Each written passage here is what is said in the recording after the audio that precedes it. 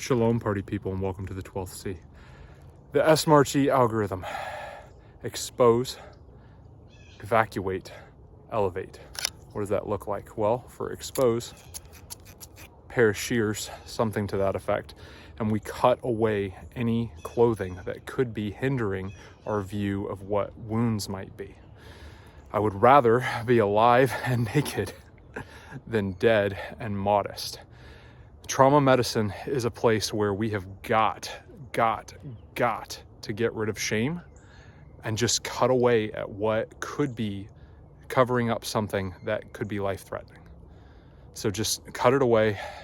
And you know what? If they're ashamed because you're exposing them, it is what it is. We treat that. We carry blankets, carry jackets, things like that. You can cover them up as you go. But if you're looking for a grievous wound, you have got to be able to expose. That way you can adequately treat what's going on.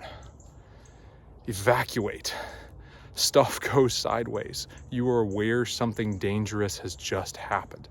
You have to move that person off the X. Stuff has happened there. Hopefully, you have moved them off the X before ever treating anything other than maybe a life-threatening critical bleed that is like, oh crap, bleeding, and we're talking dumping pints of blood right away fast. Other than that, you are moving them off the X as quickly as you can because something bad happened there and something bad might happen again. So you've moved them from that hot zone to at least a warm zone, away from what's going on. If it's a car crash, moving them out of the road because more cars drive in the road. Shocking. If it's a gunfight, then, more bullets could potentially be coming in a particular way. You need to win the fight first. That's part of it. But what if it's not something like that? What if it's, just a workplace accident or whatever? Those things are really, really common. Maybe whatever caused that mechanical amputation, that person should probably move away from that, because what happens when you come up close to that person and you, in a panic, have startled them even further into danger because of what's gone on? It happens. Move them off the X. But after you have treated all of their wounds, you've treated the critical bleeds, you've taken care of every bit of the SMARCH algorithm, you got to worry about that E, and we've exposed, we got to evacuate them off of what's going on. We get them away from where they are, not just into a warm zone, but into a cool zone to where their safety is a lot better. That plays into elevate. You want to elevate that person to a higher level of care. A decent level of trauma medicine if you're studied up on it, if you are trying to be the hero, if you are trying to stop critical bleeds, if you are trying to open airways, if you're trying to maintain circulation, if you're trying to treat head injuries, hypothermia, all of those things that play into the SMARCH algorithm, that E, expose, evacuate, and then elevate them to a higher level of care. This could be a hospital, this could be a doctor, this could be a surgeon, this could be to the paramedics who come and get them and take them away, whatever it may be, but they have got to get to a higher level of care, because if they need trauma medicine, they need surgery. It's just part of the way things go on. And maybe you just did CPR, they still have to go to the hospital and get checked out, because guess what? Something caused them to need that CPR that you had to give them, and it's probably not a good day for them. So they need a higher level of care. So we expose, we evacuate, and we elevate them to a higher level of care.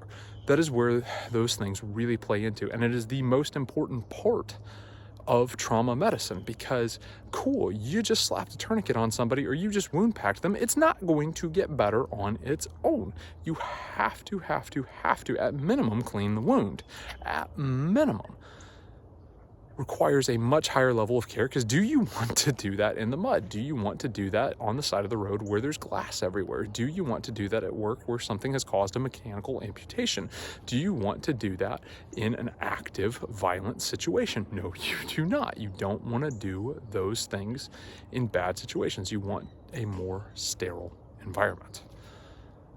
Making that a connection between some of the more spiritual side of things. Think about Matthew 28, when Yeshua is giving the Great Commission to his taught ones.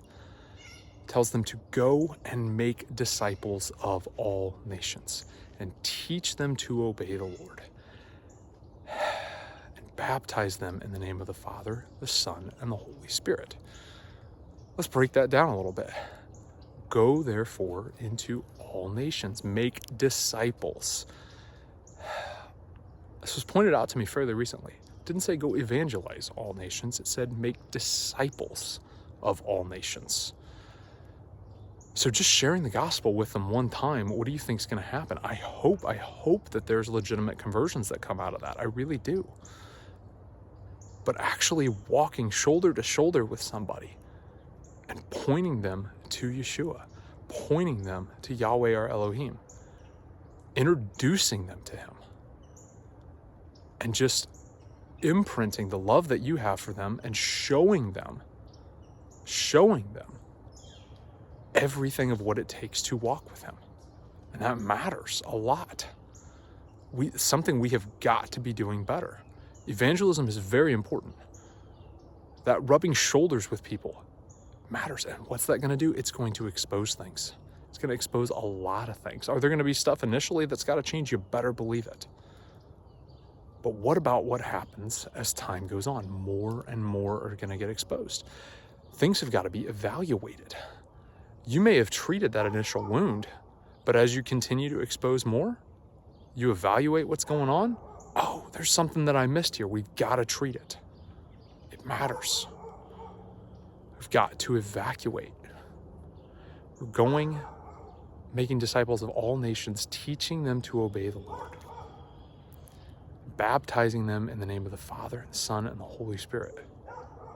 We're getting them out of that situation, and it's not anything we do. It's everything that the Father does, but he has given us that task, and we got to trust in him.